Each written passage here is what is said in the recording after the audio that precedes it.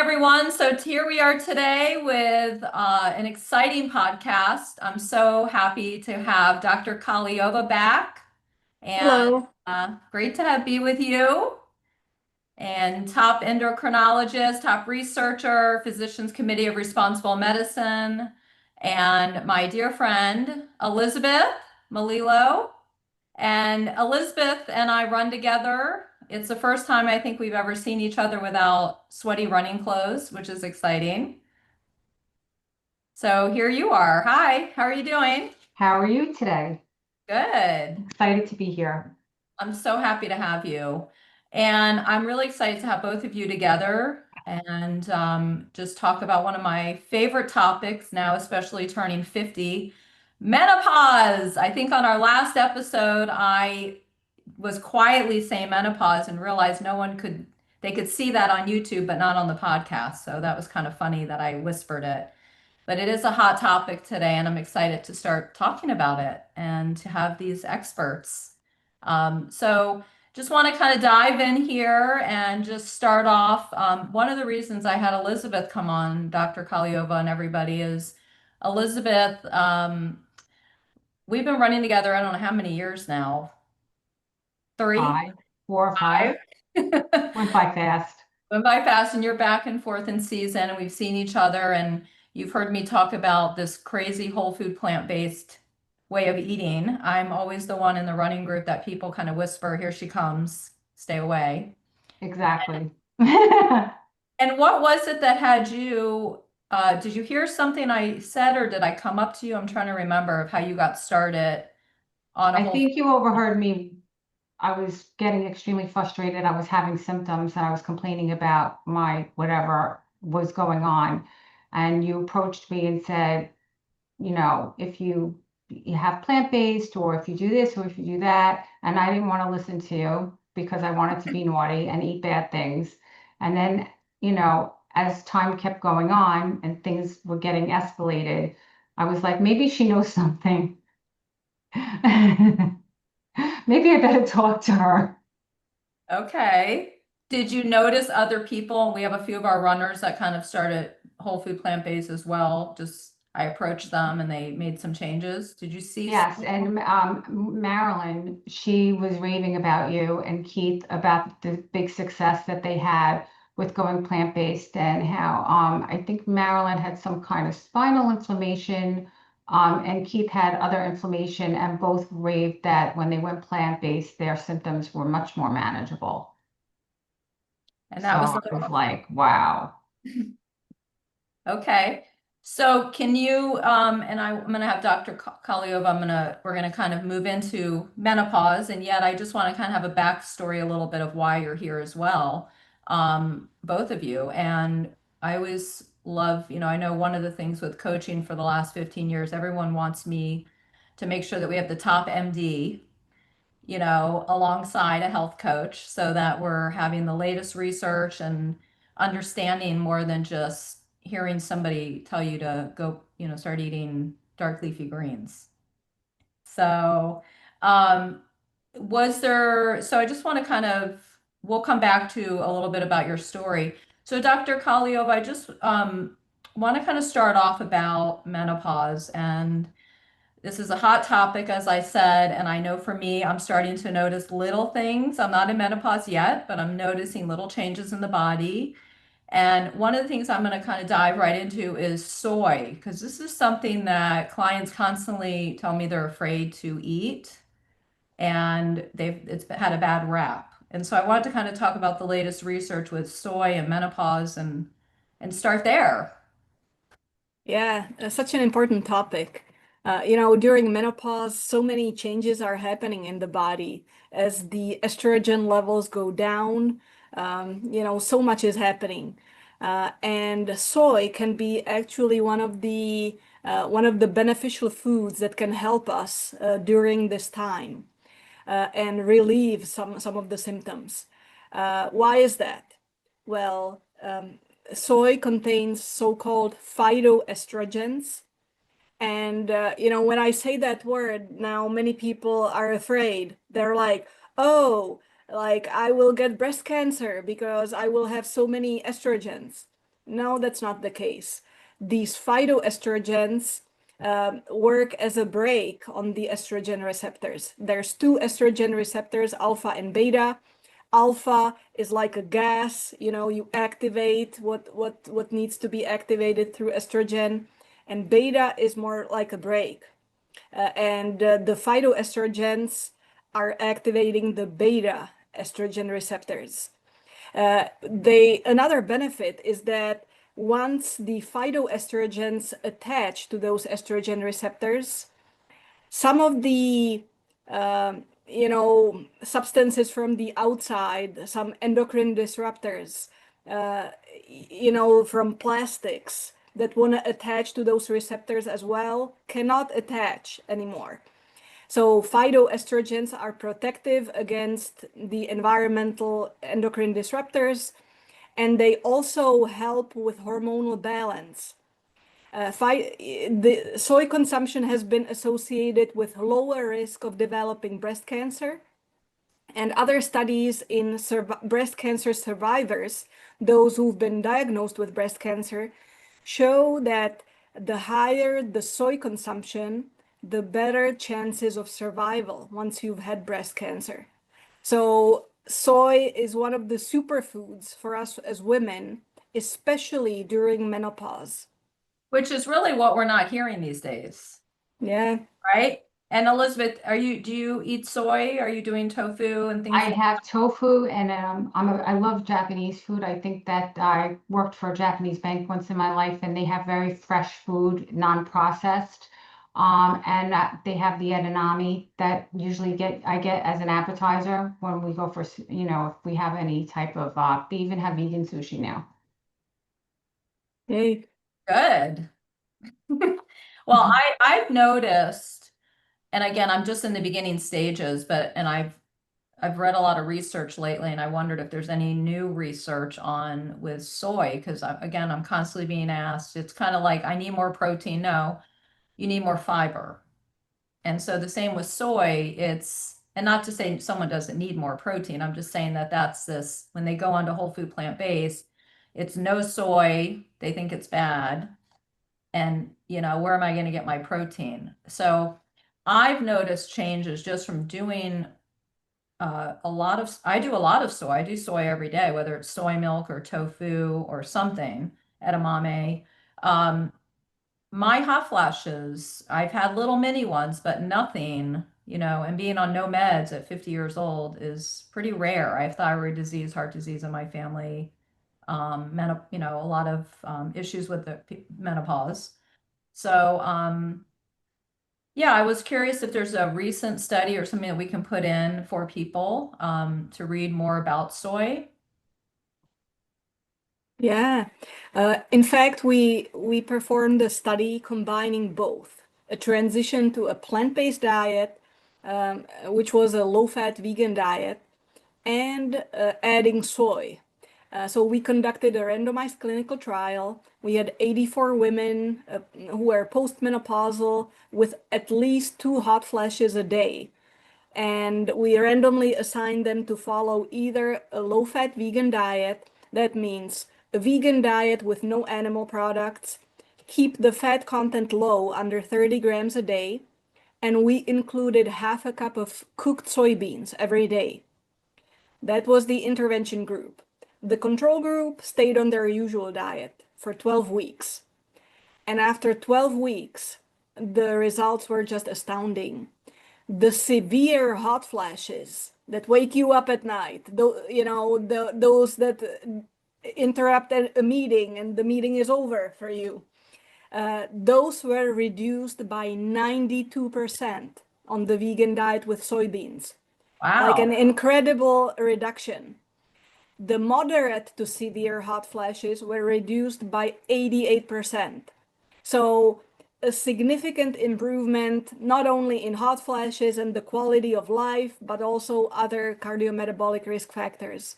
And the overall health improved significantly on this type of diet. So again, it was a vegan diet. We kept the fat content low, and we included half a cup of cooked soybeans every day.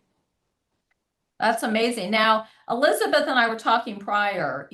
I feel like the men are usually left out, and I coach a lot of men. My book in my office is called Menopause. So I think we need to do a podcast on menopause and talk about for men with soy products as well, because that's kind of a missing. They go through their own, right? Hormonal changes. Yeah. It's not talked about enough. So we're going to make a note about that. Well, just a side note, for men who are listening, if you're afraid that soy will give you man boobs, just ask some men on the beach, do you eat soy? Those that have developed breasts. They will say, "Are you crazy? No, I just love, cheeseburgers. I don't eat soy." So it's not soy, okay? Soy will not, put you at risk of developing men boobs.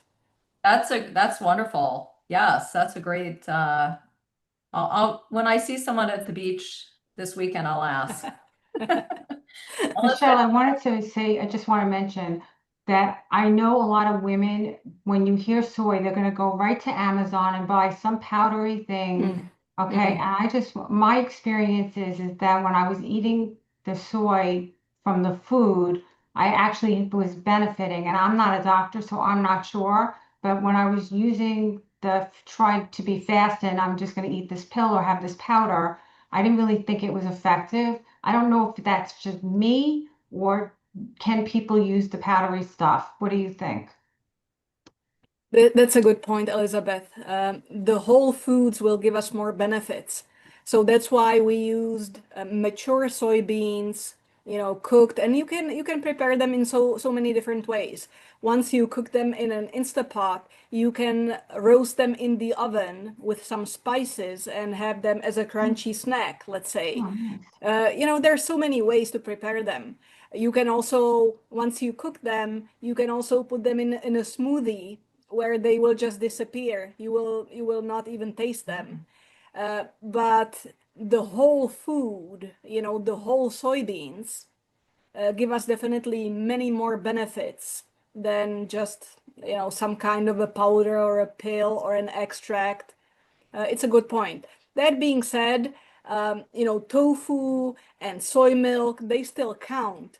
But you need to have in mind that you would need to consume larger quantities to achieve the amount of isoflavones that are contained in half a cup of mature soybeans.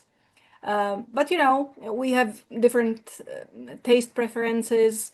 It's doable, but you will need to eat more of those. that's how I got started with the smoothie. And it may have been from PCRM, Physicians Committee of Responsible Medicine. It might have been a smoothie through them with the tofu. I was scared of it at first, so I just put it in the blender. Yeah. And I moved, into eating it. And there's so many things out there with soybeans. And I feel like we could do a whole topic on soy. We're going to move a little on from this, but even with soybeans, there's all these dried soybeans that you can buy and packaged. And again, being mindful for people to be aware that there's these oils, that are in these roasted Yes. soybeans. It's better to obviously make them at home. And then, like you said, Elizabeth, finding the correct tofu, the difference between sprouted and organic, and that's a whole nother topic. And the quality of tofu and where it's coming from. Those are things that I look at for clients as well. So good. And Elizabeth, we some of the things that you were sharing, you shared a little bit. We talked about hot flashes, but brain fog you had talked about, and I just want to ask you a minute of um, what in a short period, because of our time, like what changes are you feeling and noticing now going whole food plant-based, according to with menopause? What are you noticing that is different, let's say, than a year ago? So let me back up just a tiny bit. When I first started getting the symptoms of menopause, a lot of times we're not even aware that it's directly related to menopause. And so there were so many different signals and symptoms. I was having bad sleep. I wasn't able to focus. I had like this very inconsistent thing with inflammation. My sugar was spiking really strangely. I was moody, I was agitated, and I had like there's no big announcement saying, hello, welcome to menopause. I mean, you really don't even know what's going on. Kind of hits you from, outer space. And, then all of a sudden these symptoms, they start getting, they start exploding and they really start becoming life interrupters and they become very loud. And when they become very loud, then you like start listening and say, well, I really need to fix this. I need to improve the quality of my life. I noticed one big hit was well, two big hits was I had very bad sleep, which was making me very agitated, and I also noticed I had these fluctuations with the sugar, and it was really just causing me to be moody, agitated, affecting my energy, affecting my focus. It really was really just totally impacting my life. And I said, I really just need to do something. And of course, you mentioned to me, going to plant-based, and I was very resistant because I'm like, I don't want to give up all the things I love. But the voice and the symptoms was so loud and so interrupting. I just was beside myself and I said, I really just need to change my life. And I started listening to you and trying to do like I started small, let me try this. And when I started noticing the improved sleep, for instance, that I was like, wow, this is so much better. Like I just felt more focused. I felt more like my old self. And I was like, wow, that's the first thing. I noticed the sleep was much better. And then as time went along, I noticed that my energy was more stable. I wasn't having bad fatigue. Fatigue would come from the sky. I'd be like, fine, fine, fine. And then I would be exhausted. So I noticed that I wasn't getting fatigue, and when you're a mom, okay, or you're working, you have to be on your game. And the fatigue was really a life disruptor. I'm like, I can't have this fatigue. I can't perform. I have to fix this. And I feel that the plant-based diet was a big, huge game changer for me. And I didn't want to even believe it. I was very resistant, but I am living proof that it works. I love resistant people. I just go right up to them in their face. I only because I was too, so I can relate. And I will say one thing, Elizabeth, when I saw you this season a few weeks ago, I had not seen you for how many months? 5, 6, whatever it was. Yes. Dr. Kahleova, I saw her. I couldn't believe it was her. The Wow. inflammation that went down in her face and her body, and you were always thin. It was more of this inflammation and this youthfulness that was coming out of you that I knew right away that you were on it. Yep. That's why I wanted to And hear. and how fast did you notice, the improvements, Elizabeth? I would say within a month, I started noticing little things. Like definitely within a month, my sleep was definitely getting better. That was like the first noticeable thing. Um, and like I said, I started small, but what happens is once you start noticing improvements and your life starts getting better, you're like, oh, I think I need to do more of this, you know? And then I just started, increasing and doing more. And the more I did as time went on, the better everything went, And the inflammation actually, I do have autoimmune disease. They did do an inflammation marker test on me this summer, and my inflammation has significantly decreased, like by Yay. huge numbers. And I would have never known that there was a correlation between being plant-based and having inflammation. I mean, I went plant-based to help a little bit with the inflammation and a lot to do with these life interrupters. And, it was a pleasant surprise to see that it really went down. And I teach sports management, and we were discussing inflammation among athletes.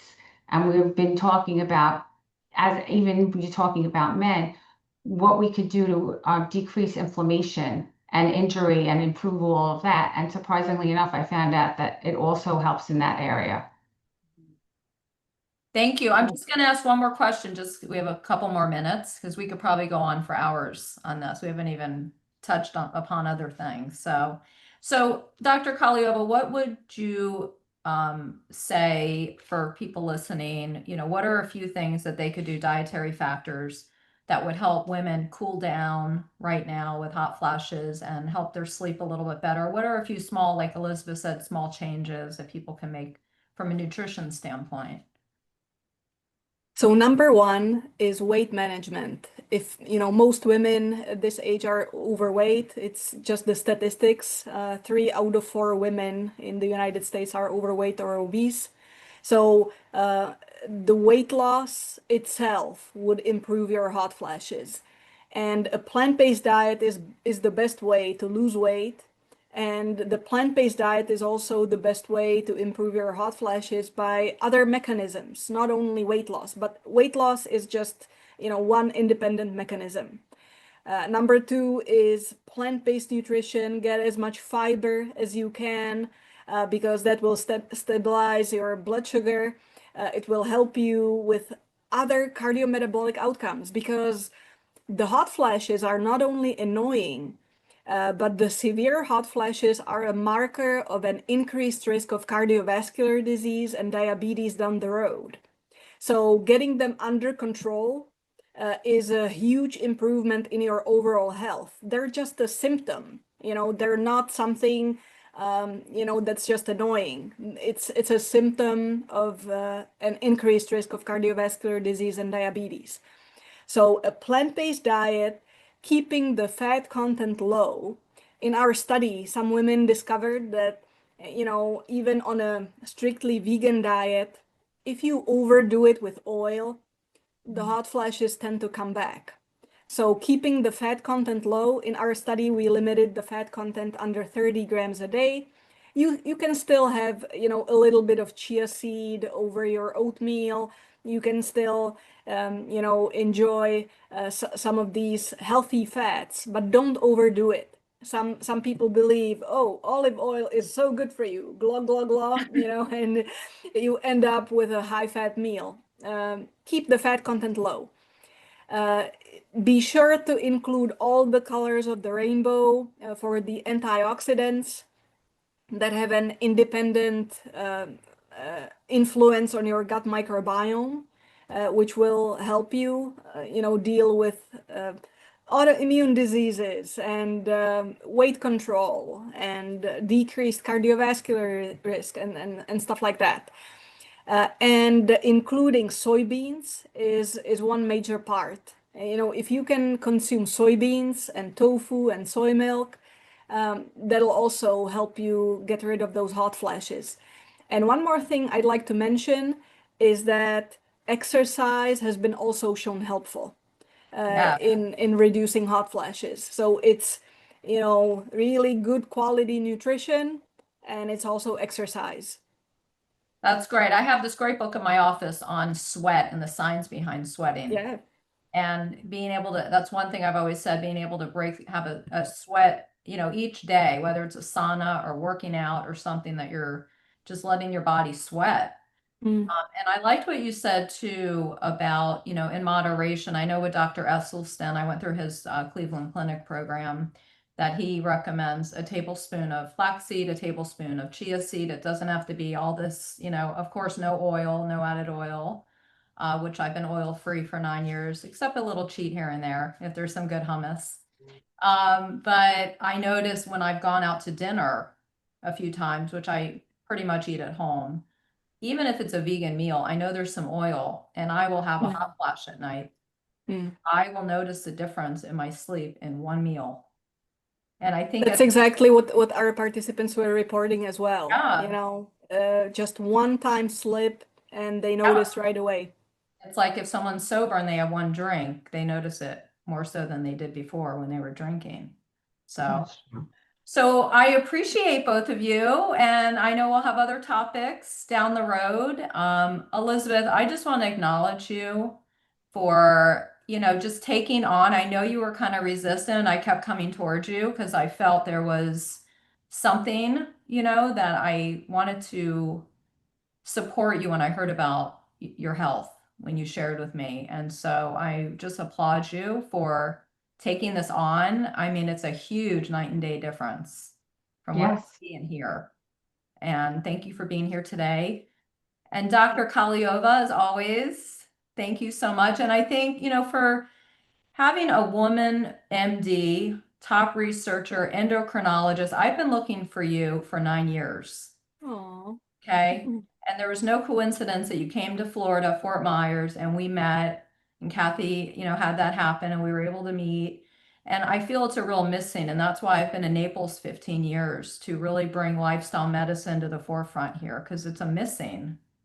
And, it's a very small percentage of us living here that eat this way.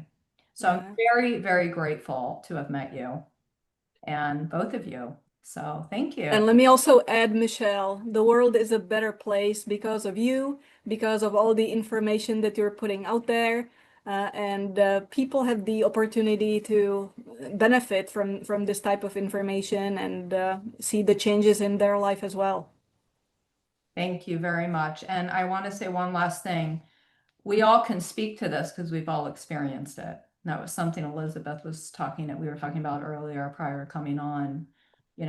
I've been through the beginning stages to now and just even beginning stages of whole food plant-based and what it took. And I was very resistant and then overcoming the hump. And I think as you start to feel and see the progression little by little, you can't go back. You know No. too much and you feel so good. So very grateful. All right, ladies, good seeing you both. And until next time, and thank you for joining. We'll have a lot of new topics coming. I have some new products coming that I've been using for years that I'm finally bringing out and working on a membership with Garmin Health. So it's very exciting. All right, thank you. Thank Thank you. you.